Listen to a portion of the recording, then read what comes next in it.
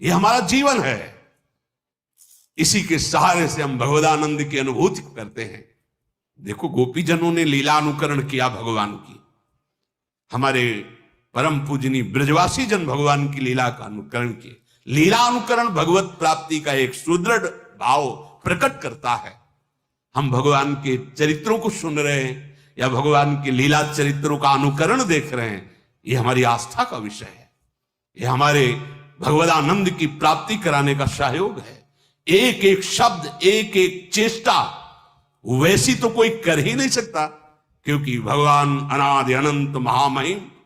तो उनके कुछ वो पावन चरित्र जो नरलीला से संबंधित हैं, जिनको हम देखकर भाव में डूब जाए, जिनको हम देख करके राममय हो जाएं, कृष्णमय हो जाएं, ये लीला अनुकरण की पद्धति महाप्रभु हरिवंश चंद्र जी ने रास मंडल में सर्वप्रथम लीला का प्रादुर्भाव किया, अनुकरण लीला का।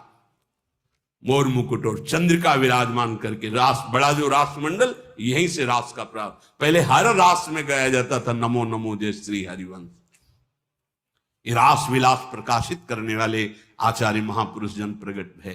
तो जो सत्संग है, भगवान के चरित्र हैं, भगवान के गुण हैं, बोलने वालों में, दिखाने वाले और देखने वाले, तीनों को समझना चाहिए कि ये केवल मनोरंजन का विषय नहीं है, ये हमारे आराध्य देव का विषय है।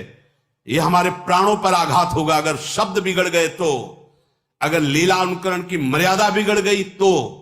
देखना, सुनना और बोलना तीनों सावधानी के साथ होने चाहिए, क्योंकि ये हमारा जीवन, हमारा प्राण है। और अगर ये बिगड़ गया तो संभालेगा कौन? फिर कौन संभालेगा? ये बड़े बड़े ब्रह्म ऋषियों ने जो समाधि में देखा वही लिखा।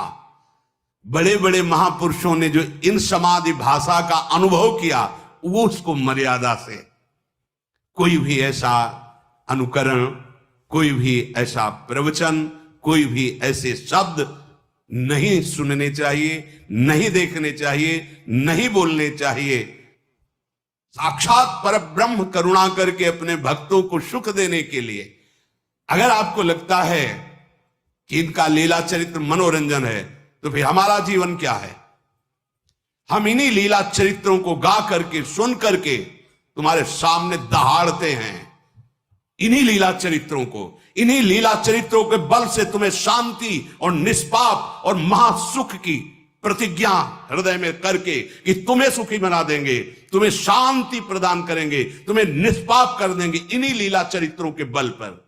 इन लीला चरित्रों को बहुत सावधानी से, तस्मात् शास्त्रम प्रमाणम ते कार्या कार्यो व्यवस्थित हो, जो शास्त्र सम्मत अनुकरण वही केवल उतना जितना समाज में पच जाए, भाव पुष्ट हो जाए, क्योंकि भगवान की लीला अनिर्वचनीय है। बड़े बड़े ब्रह्म ऋषि भी हार गए और वो प्रार्थना बाद में यही किए कि हे हरि, जैसे आकाश में गरुण भी अपने बल से उड़ते हैं और मच्छर भी अपने बल से उड़ता है, पर पार कोई नहीं पाया, हे नाथ, ऐसे ही हम अपनी मति के अनुसार आपकी लीलाओं का गायन कर रहे हैं। जैसा मन आया वैसा छवि बना दिया, जैसा मन आया वैसा अनुकरण कर दिया, जैसा मन आया वैसा बोल दिया।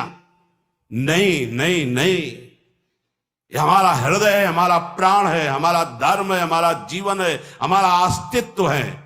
यही होगा, कलयुग का प्रभाव यही है, हमारे अस्तित्व को मिटाने में।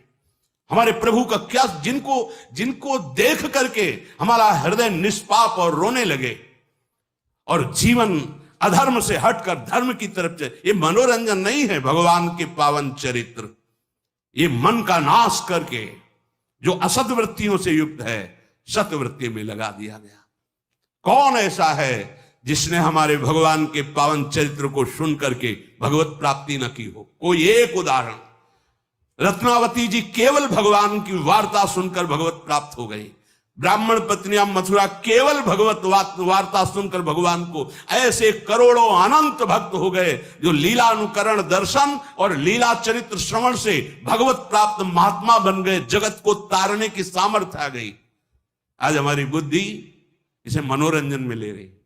भगवान की लीला चरित्रों का अनुकरण, भगवान की लीला चरित्रों का गायन बहुत सावधानी से होना चाहिए, जिससे हमारी आस्था, हमारे आस्तिकता पर, हमारे हृदय आराध्य की कहीं भी उसमें चोट न पहुंचने पावे। अगर चोट पहुंचेगी तो विश्व में कोई ऐसा नहीं जो इस अपराध को पचा सके। तुम्हारा वैभव, तुम्हारी बुद्धिमत्ता, तुम्हारा बल, तुम्हारा प्रकाश सब नष्ट हो जाएगा। भगवान मनोरंजन की चीज नहीं है, भगवान कोई मनुष्य नहीं है। भगवान अपनी महिमा से अवतरित होते हैं, उतरते हैं, घटते हैं, फिर वो हमारे जैसे आकर ऐसी परम पावन लीला करते हैं जिसका गायन करके, अनुकरण करके, दर्शन करके हम भगवदानंद को प्राप्त हो जाए। हम नर से नारायण बनने की जो यात्रा है वो इनके चरित्र से